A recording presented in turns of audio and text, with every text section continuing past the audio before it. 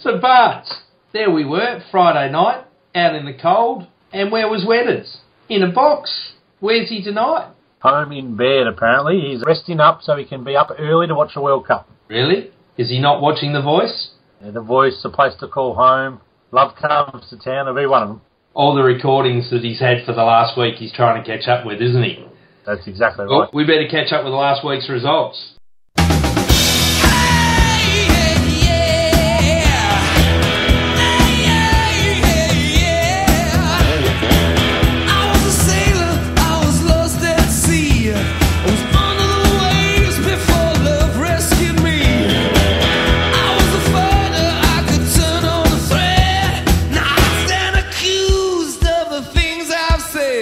And it was against Carlton, and scores, Bards.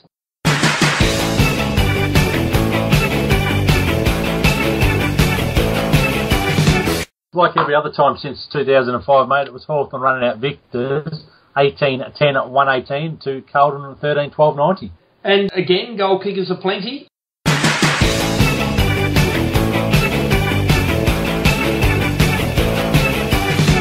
Yes, mate, I'll get through them if I take a deep breath.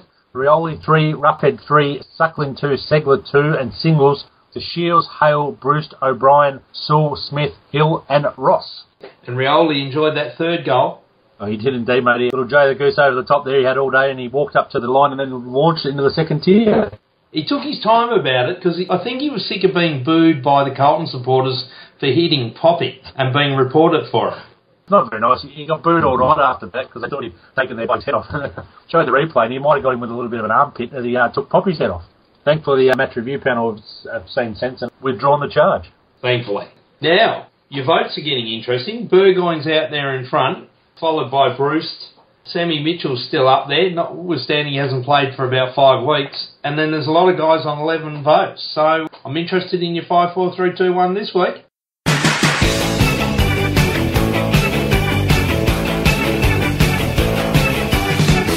Well, mate, I'm going with 5 votes to a young fella, Bradley Hill, at 21 disposals, 7 inside 50s, a couple of tackles and whatever in the mix, but his running was exceptional all night, bar for a little bit in the third quarter when we were out of it, but he got back in, 90% efficiency, great game, 5 votes, Bradley Hill. 4 to the old man who turned his season around, Brad Sewell, maybe butchered a little bit, but not too much, 29 possessions, Vintage Sewell, really stood up in the middle with 3 votes I've given to a big fella and a young fella. That's Jonathan Segler, easily his best game for Hawthorn. 22 hit-outs, kicked a couple of goals and did a great job overall. Leaves me with a 2 and a 1, mate, and could be a lottery for this, but I'm going to go 2 votes to Isaac Smith, another great running game, and finished with some lovely kicking, and 1 to Matthew Suckling, who probably had one of his better games for the year with a couple of goals as well.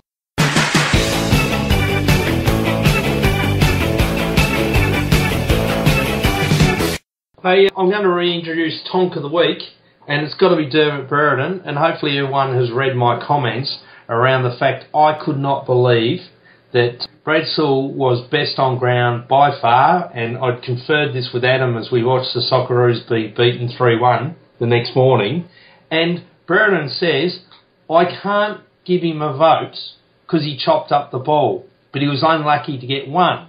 And he gives 3 to a Carlton player, 2 to a Hawthorn player, which was Hill, and 1 to another Carlton player.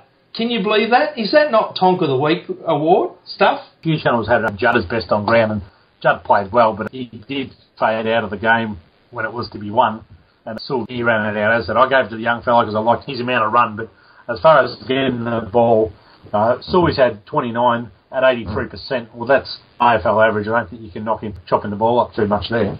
Well, here was the issue. He gave 3 to Murphy and 1 to Gibbs, or the other way around. It doesn't matter. But at best, one of them got a vote, and Sewell got at least 2. Yeah, you would have thought so.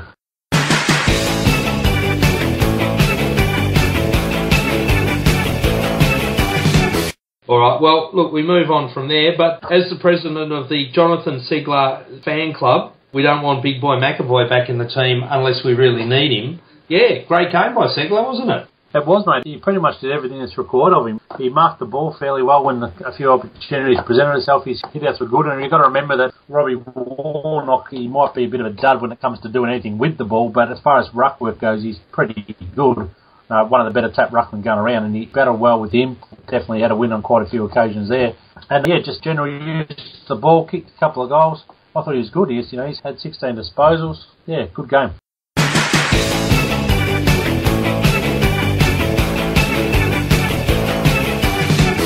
And it was interesting that Gunston didn't play and apparently had a sore calf, or he had bruising or general soreness. I'd suggest he was never going to play, and O'Brien was always going to get one of his 6 games for the season.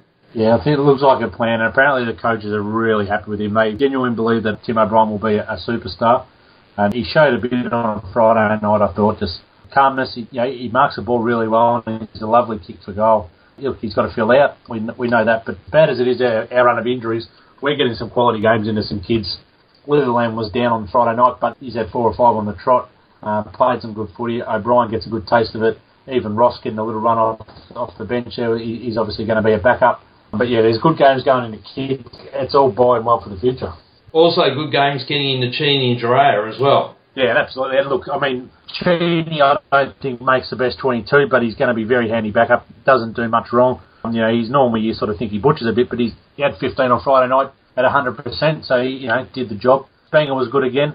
Probably needs to remember he can't mark everything. It's great to have him going for his marks, but a few times he's got a punch. But I thought his intercept marking was again good. So look, the backups they are at the moment, they're getting the job done, and they're going to make it hard. Heiko or Bolts, whoever is in charge at the time, to slot the other guys back in.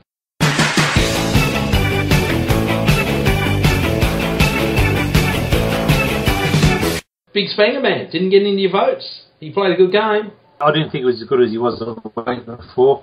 I don't know if he was responsible for Casbolt, but I don't know what you can really do when a bloke jumps above a pack of 4 and takes a mark. But look, he was good. I can't fit him all in the votes, and thought the other guys were more deserving on the night.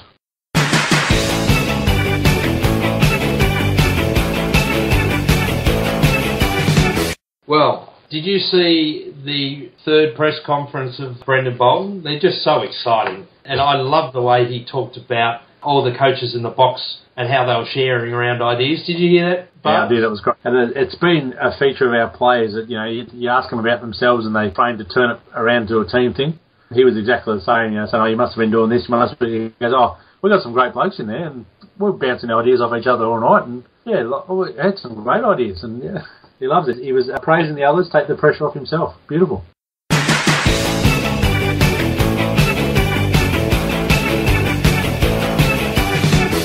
All right, well, do we feel like a blast? Not really. I could blast anyone. I could blast Essendon. They're shocking. They're going to court. But what's the point? We're winning. We're going all right. We'll keep happy.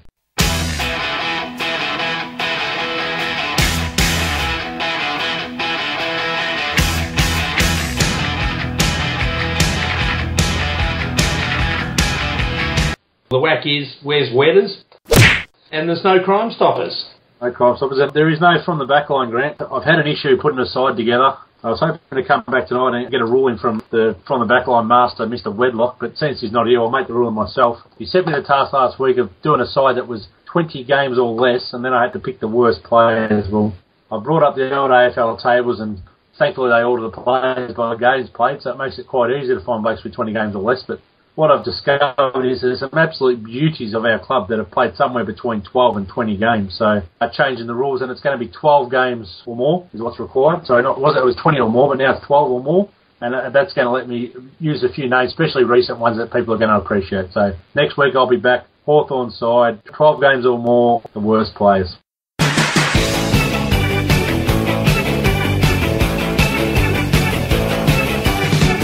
Let's move on to nearest to the pin. And we actually had someone get a hole in one.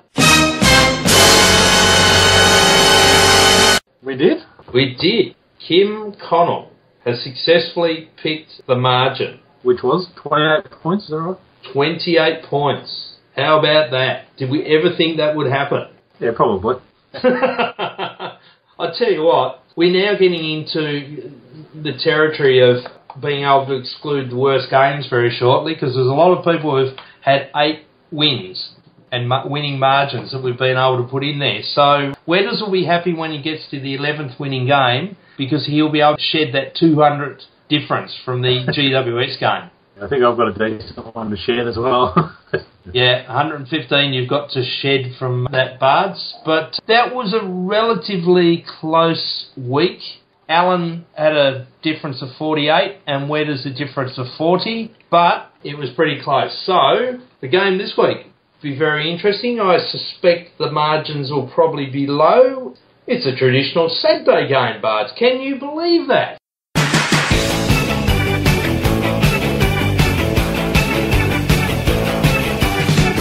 Hawthorn, Collingwood, 2:10, Saturday afternoon, MCG. That cannot be possible. And we're actually sitting in our seats. We are indeed, and there's obviously a misprint somewhere. It can't be right. It must be a twilight game that Eddie had on Sunday night. That'd make more sense to the AFL. Well, given it's the flavour of the month, let's have a Royal Commission to check this out.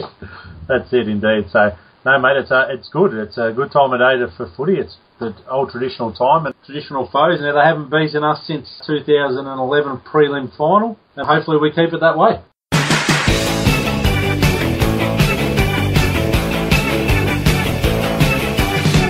What do we need to go in our favour to keep it that way? Well, I was going to say we need to keep the big fella quiet down forward, Clay, because he's got hold of us in the past, but he kicked 6 goals on the weekend and they still lost, so we won't worry about him. He can ragdoll Shuey all day if he likes. Got to beat him in the middle, mate. That's the key. They've got, obviously, a very good midfield. A lot of blokes with big names. Beams, Pendlebury, Swan, all these guys, but look, we haven't had too much trouble with those guys in the past. We've just got to win our own ball and keep the other end is to spread their backs out. So we've done that real well over the years with our blokes like Bruce and Lewis kicking goals against them, making their guys that like to get loose responsible for some of our lesser forwards. So that's the key there. You spread your forwards wide and you use them so they have to man up and can't just drop off like they like to do. So as long as we get the game plan right, I think we can take care of them.